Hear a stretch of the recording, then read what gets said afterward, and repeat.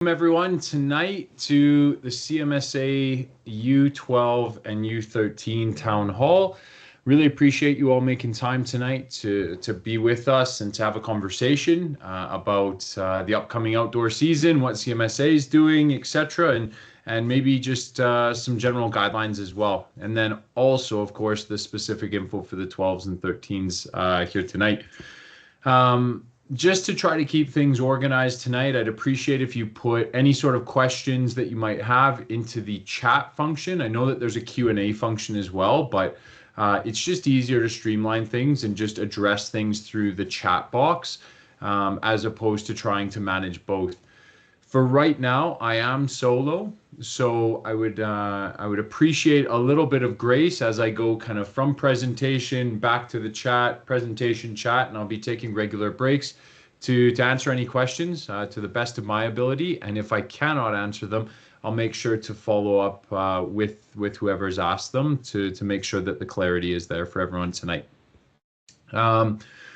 Before we get going, I think we're going to be about 75-ish minutes tonight. So now would be a good time to grab another refreshment or a snack or something like that. Hopefully the little ones are in bed or at least giving you some quiet time right now. And looking to just have a great conversation tonight with everyone. So I'm going to dive in. I know that there's already a comment in the chat that's going to get answered. So please, if you can be patient, we'll make sure that we answer that as well. So welcome, and we'd like to acknowledge the land upon which we've settled, and in the spirit of reconciliation, we acknowledge that we live, work, and play on the traditional territories of the Blackfoot Confederacy, the Siksika, the Kainai, the Piikani, the Tsuut'ina, the Stoney Nakoda Nations, the Métis Nation Region 3, and all people who make their homes in the Treaty 7 region of Southern Alberta. We want to make sure that people are clear about what we're trying to do in terms of a mission and vision, and we're dedicated to working with our member organizations to develop, organize, and promote opportunities which allow all participants to achieve their full potential in a safe, meaningful, and inclusive environment. By member organizations, we mean our clubs, right? So we work directly with the clubs predominantly and with the staff in those clubs. Our vision is about elevating and uniting our community through soccer. So you'll hear us talk a lot tonight about how we're trying to elevate, how we're trying to collaborate, how we're trying to bring people together through soccer and also develop the game as well. Our values are around leadership, stewardship, integrity, excellence, and communication, and we expect that that this is what we abide by and the behaviors associated with those values.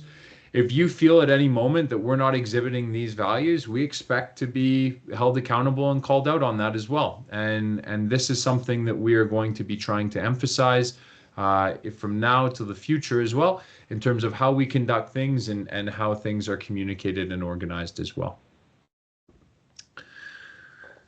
So welcome again. My name is Jordan Stewart. I'm the CMSA Technical Manager. And really, I would just want to give a quick background maybe about myself and a little bit about me. I've coached players anywhere from U4 to university age players. Previous to this role, I worked for Alberta Soccer as the regional coach for Southern Alberta and was the Alberta Recs director at that time. My primary portfolios of work were around player development, so talent ID and talent development, district outreach, so supporting all of the districts in Southern Alberta and developing the game, and then also coach education, so making sure that our coaches are trained and educated and really trying to push the game forward.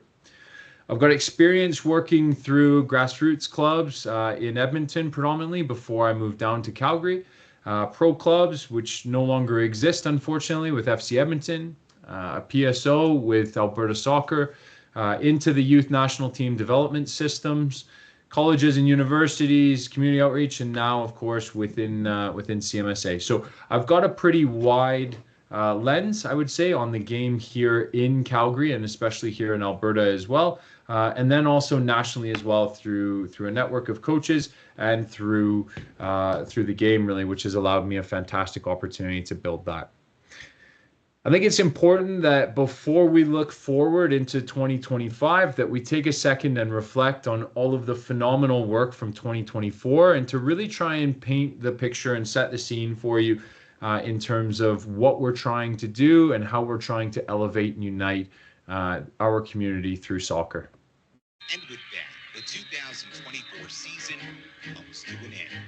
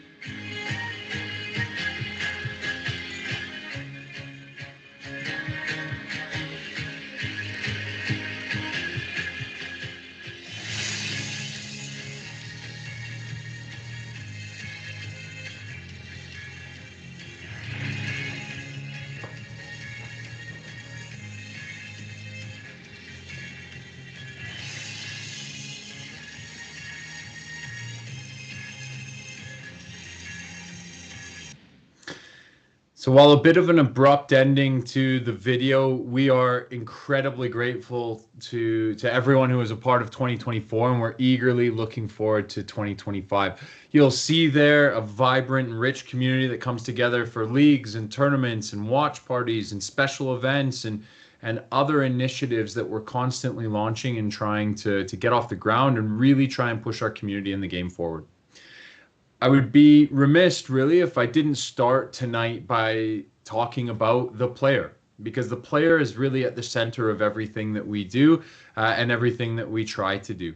And so on your screen now is the Canada Soccer Player Pathway, right? It can look like a bit of a daunting diagram when you first see it, but once you begin to understand how to work through it, it becomes quite simple. Ideally, players will begin to flow upwards through this diagram, and then they can flow left and flow right throughout the diagram. So you'll see bits like active start, fundamentals, learn to train, which is largely when the bulk of players join soccer. Then they'll either go into a community stream, maybe a competitive stream, or into a developmental league stream as well. Okay, from there, and I'll just flick to the next image. From there, they'll maybe flow into high performance programs in terms of regional Excel programs on the girls' side, pro club academies, and up through into youth national team, pro club academies, and then potentially into senior professional football and senior national teams as well. Also, you'll see here that CMSA operates at 1, 2, 3, and stage 7. These are the stages that we operate things at. Why don't we operate 4 or 4.5 or 5? Well, there's other entities that do that, and we make partnerships to provide those opportunities for the players as well. You can't do everything, so we want to be really good at what we do and then find other partners that are exceptional at what they do as well. The goal is to start from the cradle and go all the way up through into the grave, no matter where we end up here into the senior bucket. So whether you're playing for the senior national team or you're in a university, League One, UWS, NCAA environment, or if you're playing in a Calgary Women's, CUSA, or even Major League environment here, it's important that we recognize this player pathway and the transitions between them, both laterally and vertically. And so why are we trying to make things a little bit better for the player, and maybe what is underpinning how we're doing things? Well, LTPD is a piece of research and a framework really that was produced in 2008, 2009 to provide sporting organizations a roadmap on what they should be doing with young children and athletes at each age and stage of development. So this document starting to show a little bit of its age, right? You'll see there train to train as well in terms of U11s, U12s, U13s, etc. And then also that active for life, soccer for life kind of framework. This has been refreshed into the Canada Soccer Grassroots Standards. Okay, and we'll be speaking about this a little bit later, but those two pieces of work really underpin what we're doing and where we're moving the game. So if you're curious, I would say give those a read, and it will give you a great insight as to where things are moving. The other piece that I want to make sure that I speak to as well is around the program handbook that we develop. And this is available on our website. I believe it's under league and then rules and forms. But this is a document that we produce for our clubs. The clubs then take this and base their registration packages off of this. So if you can remember some of your club's registration info, if it's maybe still live on their website, I'd ask you to compare these two documents. How accurate is it in terms of a club lens, and how aligned is it to this as well in terms of language, concepts, and in terms of the actual messaging itself? There is some disconnects here, so I would encourage you to maybe give it a quick read. And I want to also take a second to applaud all of our clubs for their efforts in becoming licensed clubs within Canada Soccer. This is no small feat, whether you're a National Youth Club license holder or Standards for Quality Soccer, SQS holder. All of these clubs have been put through an evaluation and met criteria that have given them their club license. So SQS will go through 30 odd criteria around administration, technical, governance, finance, etc. And National Youth Club license holders will go through approximately 130, 140 odd criteria. I'm sorry, the numbers escape me right now. There's a lot in my brain and a lot going on, but much more criteria for a National Youth Club license, and much more expected of them as well in terms of pathway and in terms of resources and things like that. What I don't want to have happen is I don't want to have people say, well, National Youth Club license holder is better than SQS. There's just more criteria to satisfy, and it's more, there's a lot more to be built out.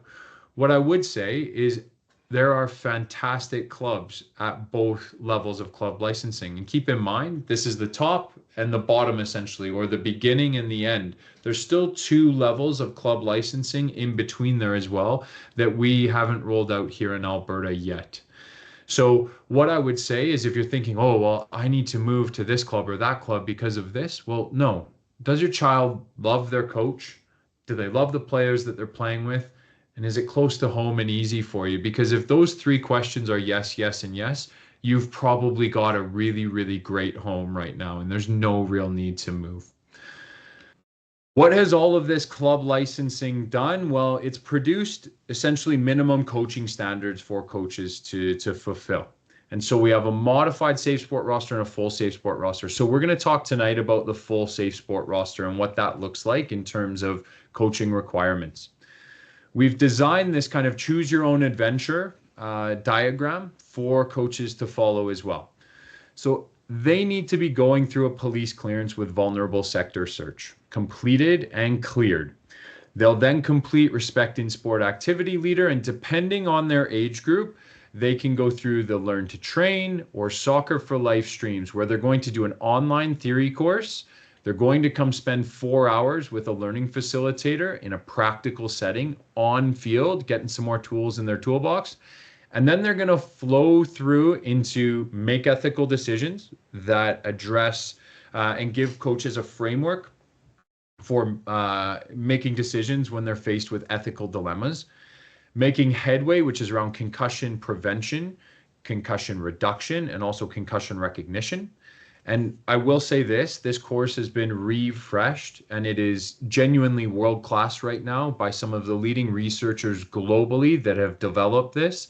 in terms of concussion prevention awareness. So cutting edge, literally, in terms of international consensus statement on concussions. People that wrote that have also developed this course as well. Emergency action planning is about giving coaches the tools and awareness of what to do when an emergency happens. And then the rule of two in terms of having justifiable, public, and transparent interactions with youth and not having one-on-one interactions with minors. That's what the coaches go through, or that's what they need to be going through. And at the end of the day, it's allowed for some additional monitoring, but also some accountability here. So monitoring from a sense of clubs are no longer able to put on one technical staff member from their club that satisfies all of those criteria and put them on every single roster, right?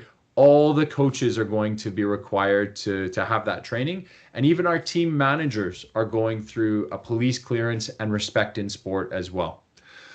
There's also a piece around accountability, and the clubs need to be doing what's right, not what's easy. And their willingness to adhere to just basic standards are going to determine their longevity in soccer in this community. Not a threat, it's a reality, okay? So this table gives you an overview of really where we were previously in CMSA in terms of what we wanted our coaches to do and what to complete. Then club licensing came through, and it increased the standards and the requirements for these coaches significantly.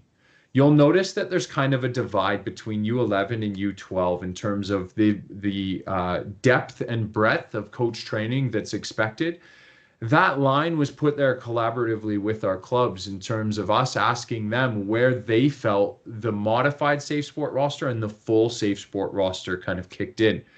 The clubs, some of them said, well, it's a tier 1, tier 2 thing. Some said it's an age group. Some said it's even younger than where we put it. So we tried to find a happy medium and a Goldilocks kind of solution there to then find somewhere that the clubs will somewhat be happy with. I see that there's a question in the chat in terms of a C license or C diploma. So C diploma, what does a C diploma cover? Well, from what I understand in terms of registering into the C diploma is you need to have completed Make Ethical Decisions, Making Headway, Rule of Two, and EAP before they even accept your registration. So you will have likely taken care of that Safe Sport roster. So the blue pieces that are on your screen. The technical pieces then will be covered and more blanket covered through a C diploma in a far greater depth and breadth than a Learn to Train and a Soccer for Life. So the C diploma covers off this area here, but you're still required to do the Safe Sport pieces there if they haven't made you do it to get on the course. Okay. We know that it's a massive investment. The course is now CONCACAF wide. It is aligned to best standards in not just Canada, but in all of North and Central America. And I have nothing but respect for people that are furthering their coach education in that way as well. In terms of a deadline for when this needs to be done, we're going to be publishing that and sending that out to our clubs. Typically, we give 8 weeks into the season to complete all of that. In terms of scarce workshop sessions for Learn to Train and Soccer for Life, I believe there's 3 or 4 of each, including a Learn to Train that's happening this Friday, a Soccer for Life that's happening this Saturday, and then regularly through into June. We are more than happy to add more courses, and to suggest that they are scarce is maybe a bit of a shot, but there is absolutely no limit on the amount of coaches that can register into it. So if 100 coaches show up and register into it, we will make sure that we have enough learning facilitators and equipment and everything else to be able to facilitate that course and learning. I'll give you an example. Right now, the Learn to Train on Friday is at 11 coaches. So I'm sure there's room in there for someone to complete that. And the Soccer for Life the next day is at 10 or 11 coaches as well. There's plenty of room, and I think that we can probably get that done. In terms of courses that need to be completed prior to first game, that would be lovely, but you also have a bit of a grace period that will be communicated to your clubs, and I would expect that to be for the clubs to communicate that as well. I just touched on the on-field practical dates. This is what it's looking like so far. This is the starting point. So there's 3 Learn to Trains, there's 4 Soccer for Lives, and we will be adding more. And we will also work with our clubs if they have a volume of coaches to be able to put through a course, to be organizing club-specific ones as well. We are not going to be a bottleneck for this. We are going to actively work and make sure that there is plenty of opportunity for people to do this, including different times, different days of the week, etc., because we know Friday nights don't fit with everything. Hence why there's Saturday morning ones. I think there's some that may be midweek, and we'll be adding them as we see fit. If you're unable to make any of these dates, please send me an email, and we'll make sure that we can figure out a way of getting this done. If you're still curious and you're wanting to expand your coaching knowledge as well, we put on a technical culture series, which kind of happens almost quarterly in terms of getting a national or international expert in to speak about a topic and share their knowledge. We record them where we can. We put them on our YouTube as well. So if you want to go back and watch them, it's a free resource for you that is really aligned to where the game is moving and really trying to tie in best practice from worldwide. In terms of other pieces, there's an MLS Next goalkeeper education series that's ongoing right now. You could probably find it on X or Facebook or Instagram or something around there in terms of working with goalkeepers. There's body confidence sport webinars, and also, as I've mentioned, Making Headway has gone through a refresh. I want to make sure just to glaze over this, you can read this in terms of a coach's code of conduct within our rules and regs available on the website, that this is what we evaluate behavior against, okay? So I encourage you to give that a read. I'd encourage you to go and look for it, because really we expect a really high standard of conduct, not just from coaches, but from parents, from players, from team officials, from our referees as well. And all of us tonight, I'm delighted that there's 80 odd, 90 odd people on the call tonight. We're going to set the standard of what's acceptable and not acceptable in this outdoor season. So if we're seeing things that are not acceptable, there are processes to report it. We will handle things. We will follow up. We will be chasing things down, because the standards need to be increased, and there are expectations, and our behaviors need to improve for sure. For some reason, when a referee stands in a field, there seems to be this heightened angst and this heightened expectation.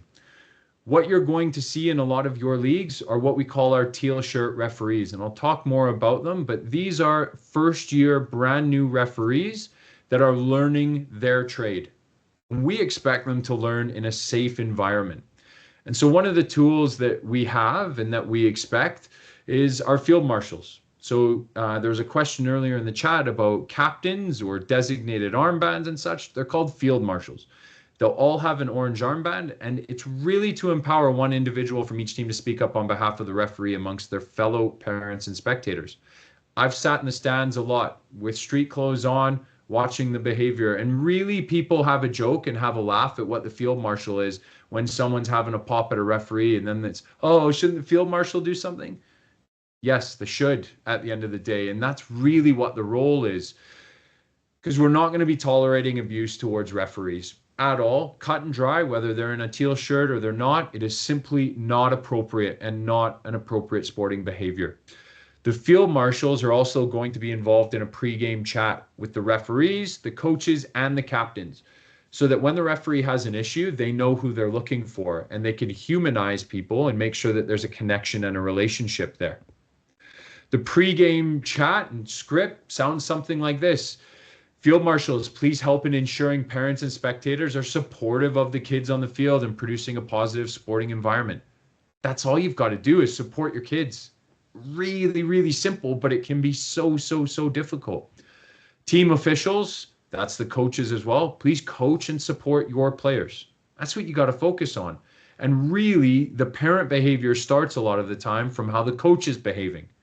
So if we can maintain some humility and calmness around what we're doing as a coach, then we'll probably have more success and a better environment as well.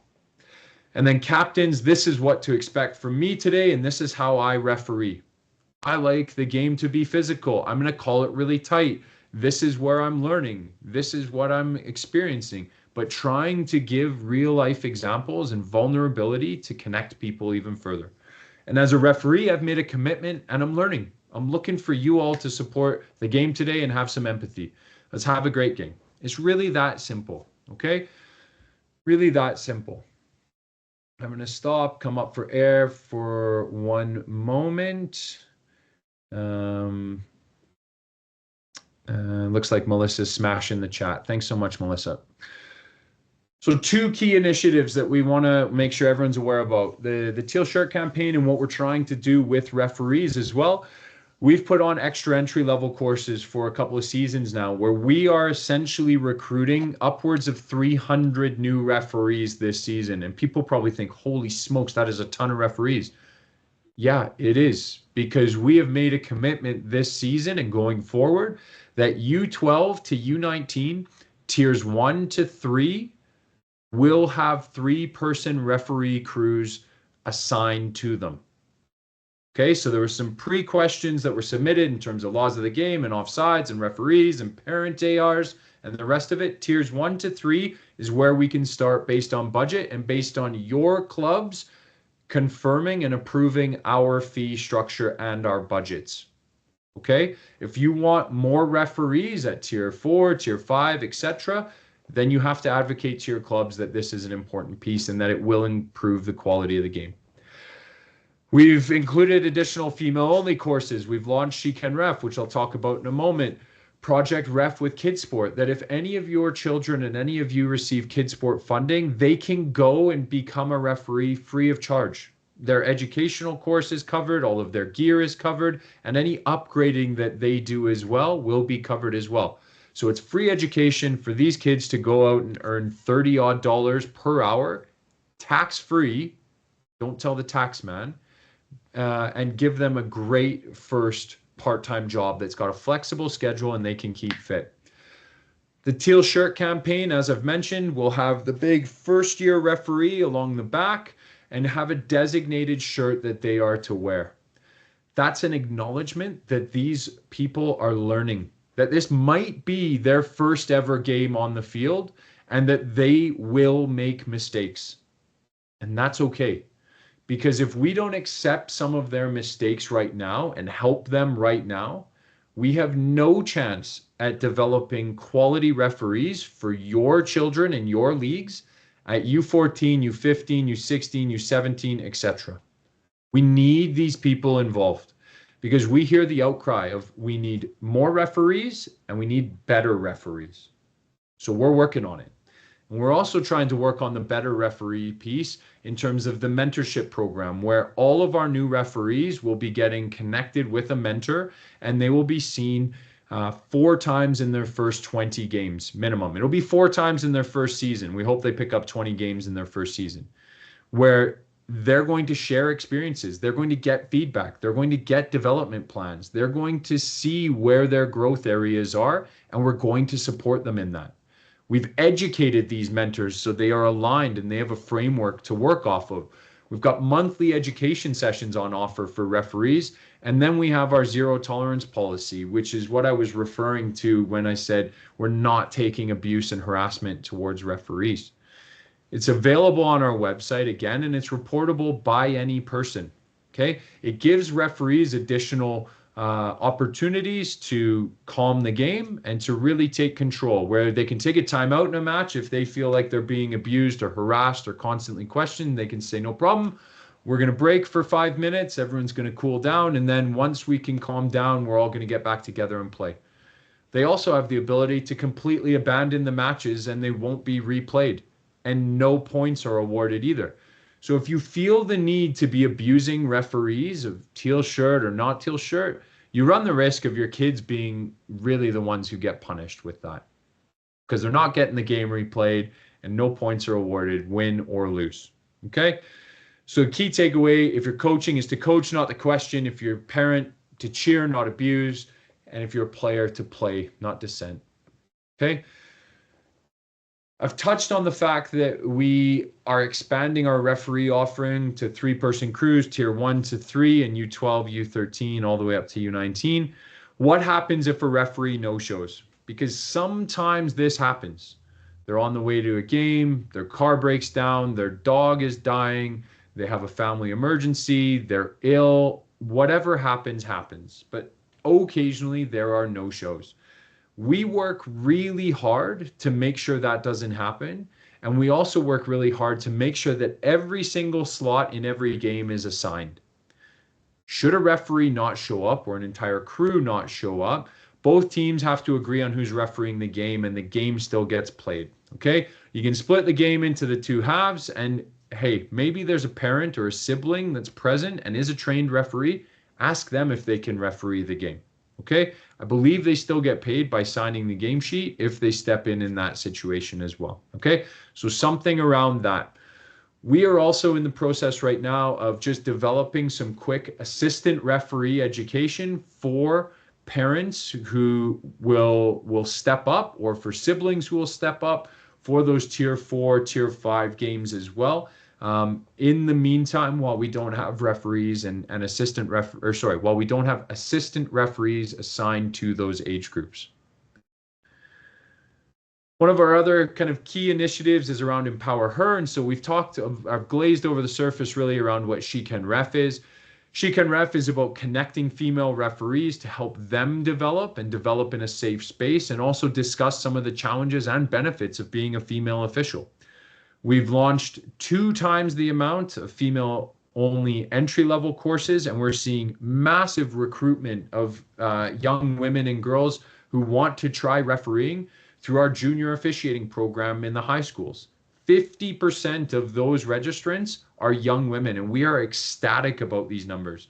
We are literally province leading, if not potentially nation leading, in terms of our female referee recruitment right now. So we're asking you again to give them time, to give them space, to let them develop, because if we don't, we will never have a referee located in Calgary that can referee a Calgary Wild FC game, because we currently don't even have one that's at the standard of refereeing in the NSL. That is a travesty for a city of our scope, for a city of our resources, and our commitment in the game. So we want to improve that. We want to make sure that someone, and numerous female referees, can go through that pathway and be available there. And lastly, we try to run some free soccer Fridays that are girls only, and especially in honor of International Women's Day earlier in March. We'll move ahead to maybe some of the tournaments and events that you might be interested in this outdoor season. The Victoria Cup has got loads of out-of-town teams, including some from the Kootenays, some from Toronto. I think that there's some from the rest of Canada as well that have registered since these stats have been updated on my screen. We still are looking for girls teams, so please, if you're interested, May 16th to 19th, great new tournament that's been added. Our Fairway to Footy golf tournament, we are of course looking for golfers to come out and support the game, which is soccer, not golf, but to have a great day on the links. Maybe sponsor a hole, maybe bring a foursome, etc., and have a great day with us out on the golf course. Grassroots Rally is June 21st. If you've got younger kids in your house, our key marquee kind of summer tournament is that Calgary Cup, presented by Cal Tire. The registration's open for that. So if you're looking for a great tournament in the summer, that always proves to be fantastic. And then also the fall series, looking for September games, we're running that as well. And we will be adding another competition over Thanksgiving here to be announced shortly. One more community piece that I want to make sure everyone's aware of is our Free Soccer Friday initiative presented by Service Credit Union. It's a drop-in soccer opportunity where it is completely unstructured, uncoached, and not ruined by adults. So what I say by that is we want to make sure that we're giving kids an opportunity to develop social and life skills. So how they communicate, how they make new friends, how they advocate, how they solve disputes, how they lead, how they follow, how they integrate with each other in a mixed-staged and unstructured environment. Key research in talent development highlights common threads through a lot of it, and it's around mixed-stage play, access to facilities, and unstructured environments. This is literally a core piece of what Free Soccer Friday does, while also combining it with an inclusion piece into the game. If you're interested, sign that waiver through that QR code and then join us on one of these 3 dates in the near future at Genesis Center or Calgary Soccer Center upcoming. These typically move around the city to provide access to the game for as many people and many kids as we can. And we look to have a great time on those Fridays. Heading into outdoor, you need to be aware of the lightning and adverse weather policy. So it used to be if you see lightning, you count a certain amount of seconds until you hear the thunder. That is no longer. It's really simple. When thunder roars, go indoors. So what you will have happen is if there's thunder heard, you will have the game postponed, or you should have the game or training session postponed for a minimum of 30 minutes between each thunderclap. So if it goes 10 minutes and then there's another thunderclap, the 30 minutes starts again. Okay. So need to be aware of that, because that is a very firm policy that's put in place for everyone's safety, not just the players, but spectators as well. And then also the air quality policy, which is constantly evolving. And I would expect that this to evolve as well. So what you see on your screen may not be the final version for this outdoor, but it's essentially a guideline of when the air quality is this number or above, matches or training is postponed or ran differently, etc., really to try and put the health and safety of the participants at the forefront. So we're hoping it won't be a smoky summer again, but just in case it is, there is a policy in place that I would encourage you to review, and don't be surprised if that gets revised as well. And then lastly, our biggest and most important campaign right now is around Fields for Our Future. This is our advocacy campaign around facility development and access. Because at the end of the day, right now, we are out of space and we are severely falling behind. We've got aging facilities that lack amenities like spectator viewing, and we all know what facilities, and there's not just one in the city, that struggle with spectator viewing, and outdoor fields that are worn down, poorly maintained, and not built to today's standard of play whatsoever. And our reality right now is that there will be caps on programs in this upcoming indoor season because we simply have no more room. We're experiencing rapid growth that we cannot facilitate the game in the current facilities that we have. And we expect that there's going to be about a 30% participation growth after the World Cup. Our conservative numbers and growth rates at 5% per year put us at about 45,000 players by 2030. We're at 30,000 odd right now. We are overwhelmed. And some people might say, well, why are we wanting to build more indoor spaces? Well, because it provides year-round access, but it also provides outdoor game access as well in a high-quality environment that you know is never going to get rained out or smoked out, and it's going to be in an air-conditioned, lovely environment, okay? So there is something there in terms of developing these year-round fields. What we're advocating for is we need field houses. So dedicated spaces, including new guaranteed year-round playable surfaces and facilities that we can also use for greater training space for clubs, because we want to be moving out of gyms. We want to be making sure that we are elevating the game and that we're giving the kids a fantastic experience, both in training and in matches. We want to be enhancing our existing infrastructure and bringing them up to modern standards to ensure safety and playability for players, for referees, for coaches, and that we've got a better quality experience. And also, we want to collaborate with the city so that soccer actually has an input into the design of these spaces, so that you have more than a meter space on a touchline, so that there's proper benches, so that there's the right changing room, so that the ceiling height is correct. And that we can do this properly. Our campaign so far has about 2,500 supporters, and that's about 5% of the database that's signed up.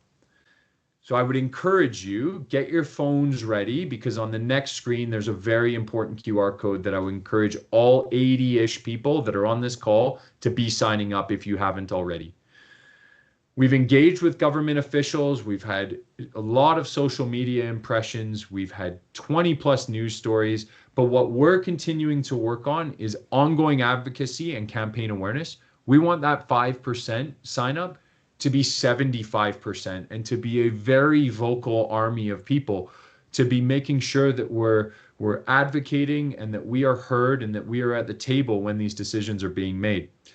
We're also developing a business plan to demonstrate the need and opportunity for this as well. And we're encouraging the current mayoral candidates here in Calgary to take the pledge that essentially says, we are going to help soccer. We are going to prioritize soccer and this sport because we are actually the second largest sporting organization in the entire province, only behind Alberta Soccer. So let that sink in for a moment. Massive, massive entity and a massive, massive volume there. This is super important. Love for you to bring out your phone, to scan that QR code, to sign up, and really send the messages to the elected officials. It is the easiest thing ever. I literally click on the email I get sent, and then I click one more time, and that's it. It takes 5 seconds to do, and you can do it multiple times. So we'd ask you to please share this. We'd ask you to advocate. We'd ask you to get involved because it is very, very, very important.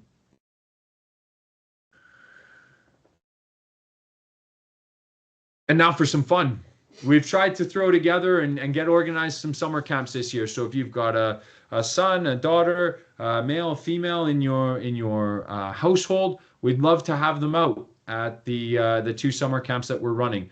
The list of activities is added to daily, and it's getting crazy. I don't know how they're going to pull it off, but I'm really, really excited for what this is going to look like and turn out like.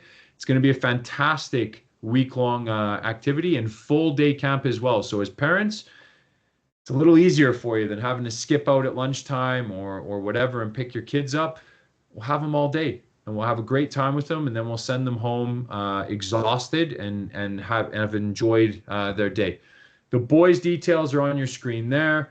The girls' details are on your screen now in terms of what it's going to look like. They look a little bit different, and we're trying some different things there, but we're really excited for how this can pan out.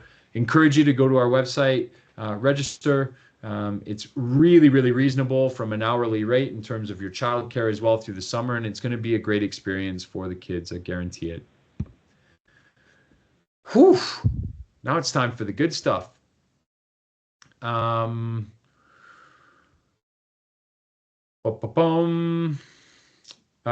I don't think there's anything that really needs to be addressed there, so I'm going to keep rolling. If there is anything, let me know. Thanks so much for the help in the chat. I should introduce Melissa. Melissa's on the call tonight. She's our member and operations manager. She is essentially the glue that holds it all together, and I'm not even lying. From leagues to the office to the clubs to ASA, she is connected in with just about everyone and does an absolutely phenomenal job. I love every day working with her to try and build the game and try and make things better. And she is one behind the scenes that pulls all of the strings and does phenomenal work. And without her, we would be struggling, honestly. So not to embarrass Melissa or anything tonight, but she deserves the recognition and make sure that people know what she does and who she is as well. I wanted to speak to this year, the Canada Soccer Grassroots Standards. Okay, so this is newly published and newly revised as of, I think, about a month ago. This was released, comes into effect in 2026. So what we have done is we have said, right, where are we compliant? Where are we not compliant? What doesn't even apply to CMSA? What is a club piece? And where do we need to write in for dispensation in terms of, hey, we know we're not meeting this standard. Here's why. Here's our action plan to try and meet that standard as well to Alberta Soccer and to Canada Soccer. So what I did is I did a quick audit. Okay, gave it a quick overview, and I'll zoom in a little bit. The 12s and 13s is this right-hand column working all the way down, and you'll see some X's there. you'll see an X for number of match days per week in there. Well, what Canada Soccer is wanting is one match per week. And that's what we build our schedule essentially off of, with the best of intentions. Then what happens? Well, the locusts start, the smoke starts, rainouts.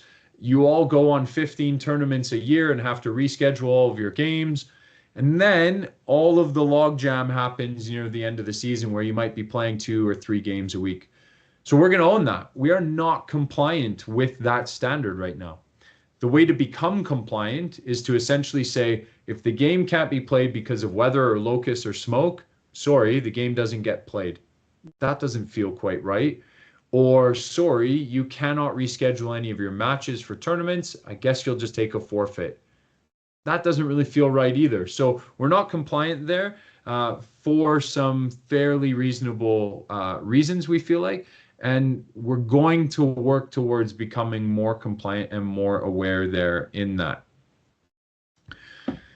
You'll also see that we are not compliant right now in terms of our field sizes, in terms of 9v9. And that is across the board city compliance. We're going to be asking for some dispensation, okay? Because some of the existing facilities that we have are not 65 meters in width in terms of an 11-a-side field. So they might be 63. So we're close, but we might not quite be there. Our width of that 9v9 field might only be 43 or 44 meters and not 45 meters. So we're going to ask for a little bit of dispensation based on the facilities that we use and that we exist in currently. You'll also see that we are not compliant in terms of our match day roster size. Alberta Soccer's roster maximum is 20. And so we align to that to make sure that it's 20 players. The vast majority of our clubs do not put 20 players on a 9v9 or 9-a-side roster. Okay, they are very responsible with that and would fall likely below that 18-player kind of roster maximum. You'll see in some other age groups that we have some work to do. Some are very simple fixes, some are a little bit of dispensation, but we are very, very, very close. The backside sheet looks a little bit like this. And again, we are on the right-hand column here, working down. There will be some modification to the coach training standards likely to come, and we will be looking to modify that in the coming seasons, not right now, but in the coming seasons. You'll see here that there's some dispensation asked for team travel time, where we will see potentially a Springbank team in our league playing against a Strathmore team. Well, that travel time might be over an hour. That's some of our realities, unfortunately, right? So we will ask for dispensation where that is needed. And you'll also see here under scores and standings that we currently are non-compliant with no scores, no standings, up to and including U13. So you should expect no scores and no standings to continue on into U13. And we had a call today with the Alberta Soccer Technical Committee around what happens with U13 provincials with a no scores, no standings environment. So we tossed around a few ideas and maybe some frameworks that can be put into place. Nothing set in stone yet, but this should be an expectation that this is coming, okay? What happens with provincials or qualifying for that, we don't quite know yet, but we will figure that out, and we'll work together with the rest of the province to figure out a solution there as well. You'll see also here scores and standings in tournaments permitted but not preferred. So you may look at tournaments that don't have medals and don't have trophies at the end of it. Okay? An awareness for all of you. Another awareness for all of you that in the U12s and 13s leagues, there will be age-exempt players. What is an age-exempt player? Well, an age-exempt player is a player that is in an older age group that has been age-exempt to play into a younger age group. It was formerly called biobanding.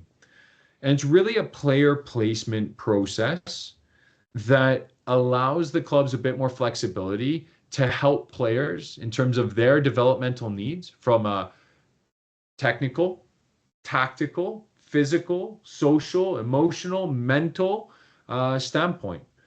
So if there's a player who maybe needs some more time on the ball and is smaller and carpools with their cousin to the games, but the cousin's a bit younger, well, then they can bioband and age exempt them into that age group. Okay. This is about including players into the game as well. There is a CMSA process where the club submit it, we approve it or deny it, or we ask more questions. And then the club is responsible for emailing the parent for how long it is, what gets taken away, including potential provincial competitions or tournaments, and also informing the rest of the clubs that they're competing against. Our expectations and everyone's expectations should be around this is an initiative to do what's right for the individual player, to help them with where they are in either their physical maturation, their technical development, their mental, their social development, but to try and help them. Okay? It is not to sandbag and put ringers onto teams just to win games. Oh, I will say that in the 4 years this has been going on, we've only received formal complaints a handful of times. And last outdoor season, there were 2 complaints against one team that we just went out and watched. And I sat there and watched a game. I looked at the roster of who was age exempt, and that's where we have had some modifications to these age exemption rules, where we are allowing Q3, Q4 born players, so anyone essentially born July 1st to December 31st, no problem. We're going to allow you to do that and allow clubs to do that to eliminate the relative age effect, because those kids born in December are a year behind potentially in their development compared to the kids born in January. So we're allowing them an opportunity there. And then anyone born in Q1 and Q2, that's going to be on an exceptional basis and exceptional circumstances as well. Because what we don't want is we don't want someone born in January being age exempt a year down, playing against kids almost 2 years younger than them if the other group was born in December. Okay. So we're trying to tighten it up a little bit. We're finding solutions and we're working through these things with our clubs as well with their input. Outdoor 25. So there's going to be 14 games throughout Outdoor 2025 in a 9v9 format. Okay. There's a Challenge Cup at the end of the season for the U13s, and the provincial qualification goes through the league and also the Challenge Cup. Okay. Someone's going to say or going to be thinking, why in the world do we play 9v9? Right? Why do we play 9v9? The rest of the province plays 11 aside. Okay. Well, no problem. Maybe. If I look at this really closely, grassroots standards, 9v9 for U12, U13. We have been ahead of the game for about 4 years now. And it's taken the rest of the country, the rest of the province, 4+ years to catch up. We also successfully moved the U13 provincials from an 11-a-side format to a 9-a-side format in anticipation of this and in advance of this, and had unanimous support from all of the districts around Alberta in terms of buy-in on 9-a-side. So they are 4 years behind us on this, and they are looking to now implement this. So 9-a-side as a stepping stone from 7-a-side to 11-a-side and continuing your child's development through the game. You're probably wondering, how in the world does CMSA make a schedule? Because it's just come out. There's probably some discrepancies, and I'm sorry that this looks a little bit blurry, but I'm going to work through it with you. We ask all of our clubs to put in all of their teams through a team entry process. So they dump in all of the teams that they have in their club. Then we bring them in, which what I referred to earlier and referenced was that Club Connect, where all the technical leaders come in. We show them all the divisions. We say, where do these teams need to play? They move them left, down, up, right, sideways, etc. And then we send it all back out to them and say, hey, everyone, this is final now. Are you cool with this? They say yes, or they move anyone last minute. And then we start scheduling. We start scheduling based on the field permits that we have. Okay, so the field permits that we have are from the city or from private entities, and we cannot always guarantee exact consistency with our field permits. So that's why you'll see some variation. We then try to build the schedule with as much consistency as we possibly can and as much equity as we possibly can in that schedule. Then two wonderful women in our organization, Kim Kerr and Rachel Hugh, they manipulate the schedule and produce it to make sure that there's an even balance, home and away, that our leagues are close, that there's going to be meaningful games, etc. And then we publish it. And then everyone looks at it and says, oh, we're going on that tournament, or we've got that, or this, or whatever. So then there's reschedules that happen. And every season we do it all again. There's over, I think it's 5,500 games this outdoor season that get scheduled. And these two women smash it out very, very quickly in comparison to what it should take. So hats off to them. We know the schedule is always a point of contention with people. We know that they feel like it should come out earlier. We know that you feel it should say on your registration packages, will play on Saturday or will play on Wednesday night between 6 and 8. Well, it's a facility question. It's a fields question. And someone's going to say, well, haven't you driven around the city? There's heaps of fields around this city. Well, they're not fields that you'd want to play on. I'll put it that way, if you really get out and have a quick look at them. So that's how we schedule. That's how it's been done. What you should see in your leagues is standardized field and goal sizes for the 9-a-side. They will be 6 feet by 18 feet wide because our children at 11 and 12 years old are not big enough to cope with an 8 by 24 yet. And they play on a slightly smaller field. So your clubs at U12 are responsible for supplying these goals. If you turn up to a game and you go, that doesn't look like 18 feet wide and that doesn't look like 6 feet tall, we'd love an email because we go around and audit as well in terms of the summer and what the clubs say they're using and what they're actually using. And I'll give you a hint. If they're iron and they're concreted into the ground, they're probably 8 feet tall and they're not the appropriate sized goal. So we'd love to hear about it, not to hammer clubs, but so that we can find solutions and ways to support them and really to continue to standardize and align the game.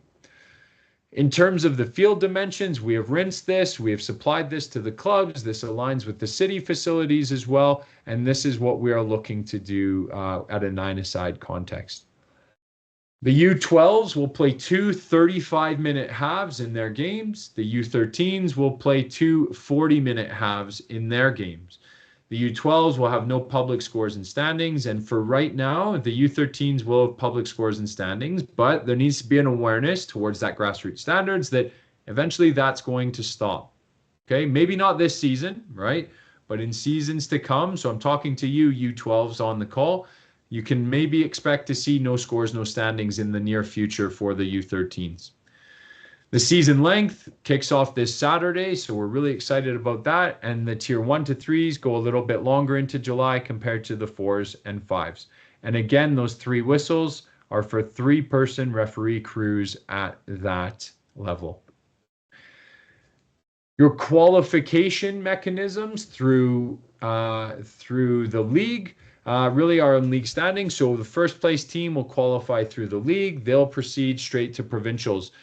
Tier 4 will qualify 2 teams through the league play because the Challenge Cup doesn't happen soon enough, which will be the league champion and the league runner-up that'll go to provincials. Qualification mechanism in pathway 2 is around the Challenge Cup. Okay, so that's a second team to go to provincials, and it's a battle of the top 4 teams at the end of the league play. Okay, if the league champion and Challenge Cup champion are the same team, the league runner-up will qualify for the ASA Provincial Championship. Okay, that's how that works for the U13s. There was questions around, can the U12s qualify for provincials and go to provincials? No, the U12s will not be attending a provincials. U13 is where it's open to our players here. Okay. There is always a question as well around player fees. The classic, where does all the money go? Okay. Full transparency, this is what CMSA collects on a per player fee. So when you register at a club, it is X amount. That club then registers the player with CMSA, and that is the per player fee. okay, depending on what tier you're in as well. ASA takes $10 per player, and we pay that per player into Alberta Soccer. Okay, so the actual fee that stays with CMSA is on your screen there now, and the price per match day is also on your screen. Okay, so that's how much each game costs, right? Probably thinking, well, how does that break down even further? Well, that money that stays at CMSA, the majority of that goes to actually just booking fields for games, paying referees, and other league-related expenses. There's a small portion that go to funding future facilities and renovations of facilities, such as the Shane Holmes West Soccer Dome renovation into a FIFA Pro 11-a-side turf pitch instead of 4 boarded fields, and also the Shouldice Bubble facility. There's a small portion that goes as a donation to Kidsport as well, because Kidsport fund soccer families to the tune of over $900,000 in registration fees so that kids can play soccer. We are the largest recipient of Kidsport funding of any sport I think almost in Alberta. It is unbelievable of Kidsport. So we want to make sure that we are giving back to that and making sure that the game is accessible for everyone. Small portion, as I mentioned, go to Alberta and Canada Soccer. That go to providing for insurance, for other programs, etc.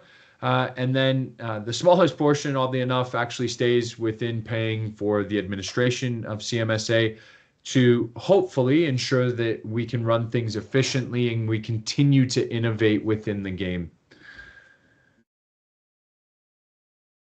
This is a beautiful piece about being a part of the organized system as well, is you all have access to the Alberta Soccer Association insurance. So if or when your child or an injury happens, you have to go and see a doctor first and get a doctor's note or diagnosis, okay? When you start to go down this insurance rabbit hole, they will ask you for that. So make sure that you go and do that first. There is then a form on Alberta Soccer's website that you have to fill out within the first 30 days of injury. The process is you use your personal insurance if you have some of that first, and then Alberta Soccer's insurance kicks in after all of that runs out. We know that physio and rehab expenses for injuries can add up very quickly and exhaust your personal insurance. So we would encourage you that if or when an injury happens, that you are filling out that necessary paperwork and at least getting a claim processed. Okay? Whew. For those of us who have gone the distance, we are just under 75 minutes. So I appreciate your willingness to stick around and your willingness to be curious. On Saturday, it all starts, and I'll just leave you with this little video to remind you of what starts and what's to come, because we are so excited for this community to kick off in the next few days here.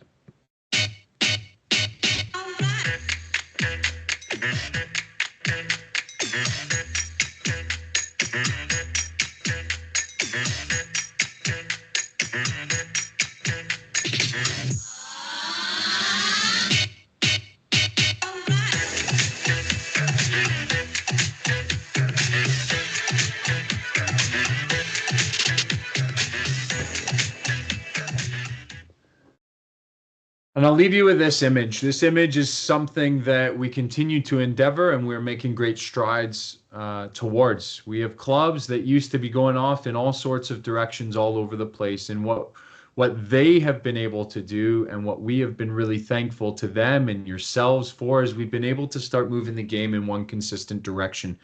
So we're incredibly grateful for your contributions, for your time, for your energy, and your support of the beautiful game. We are indebted to you, and we are so thankful that you are a part of this community, that if you need anything at all, please begin reaching out with your club, but you can also reach us via the methods that are on your screen as well. If you're curious and want to connect with us on social media and follow for updates and such, that's our primary social accounts. This recording will go up onto our YouTube, so if you want to refer to it or share it or anything, it will go up likely tomorrow and be accessible and available for everyone. On that, I will look to just jump into the chat. If there's any other questions there. Looks like Melissa has done the hard work for me, so thank you very much. We'll stick around for a bit longer as well. If there's any more questions, please feel free to chuck them into the chat. And if not, just thank you again for sharing an evening with us. We appreciate it very much. And look forward to seeing you on the pitch. And if you run into me on the pitch, please introduce yourself. Please ask questions. More than happy to have a conversation with anyone at any time about this beautiful game and the ecosystem that we're in as well.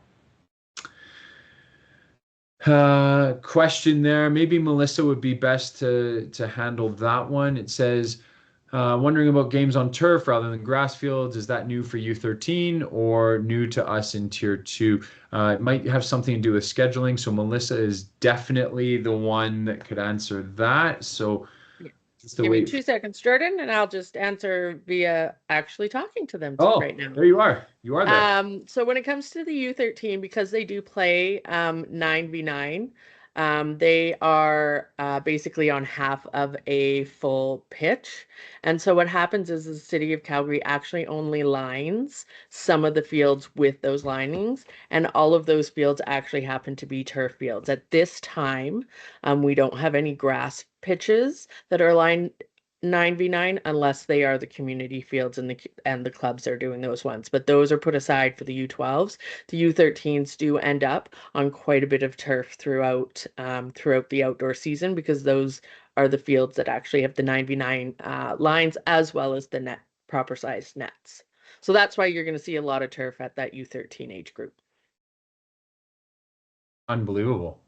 These are the nuances and things that I have no idea about, and why I'm indebted to everyone else in CMSA. So yeah, presentation is shared, right, Jordan? Sorry, Melissa? Presentation is shared? Yes, so it'll be shared. The video gets shared on the YouTube. This is a monster PowerPoint deck, as you can well imagine, what you've just survived through.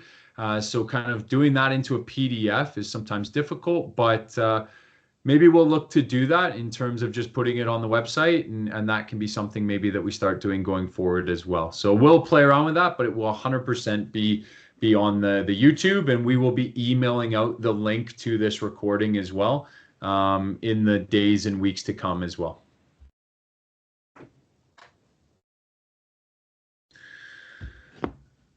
I think 50 odd people might have fallen asleep, Melissa, so apologies to all of them. No, it's all good. For the U12 teams that play on the community fields, will there be proper size nets? As Jordan did allude to earlier, we do encourage, and we have told the clubs that those nets do need to be of proper sizing, and I do know that they're doing everything they can to get to that standard, but just, make us aware if you notice something that might not quite be of the appropriate size or whatever, and Jordan and his team can go have a look. Yeah, that's the end goal. At the end of the day, we've been trying to get that sorted for 3 years now, and the clubs have made significant progress. I'll tip my hat off to them. It is an expense for sure. It's a bit of an operational and logistical challenge as well to have that. So they've done really well to get where they are. And last summer we audited all of those match locations where 9-a-side games were held.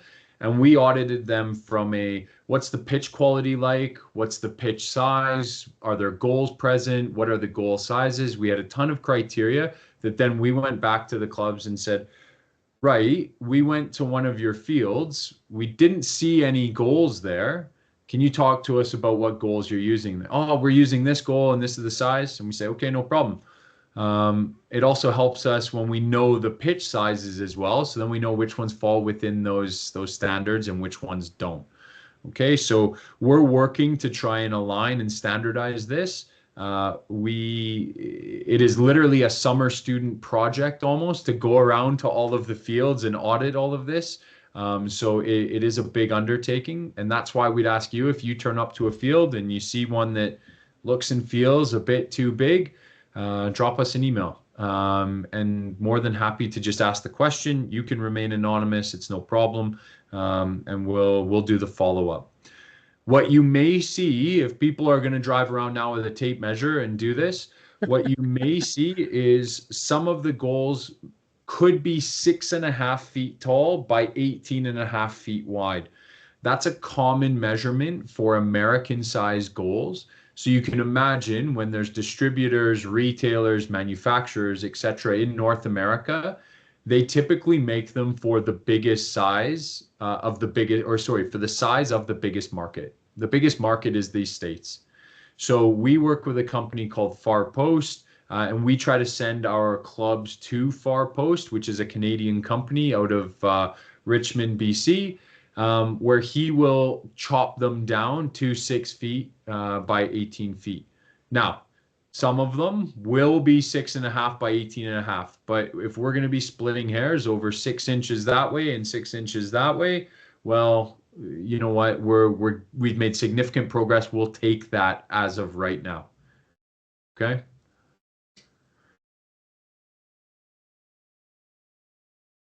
No problem. Really happy to provide any info in a fully transparent manner as well, to give people the context for all of this. So there clearly is 40 odd people that have fallen asleep, or they're just really curious about the questions that other people will ask and they maybe don't want to ask.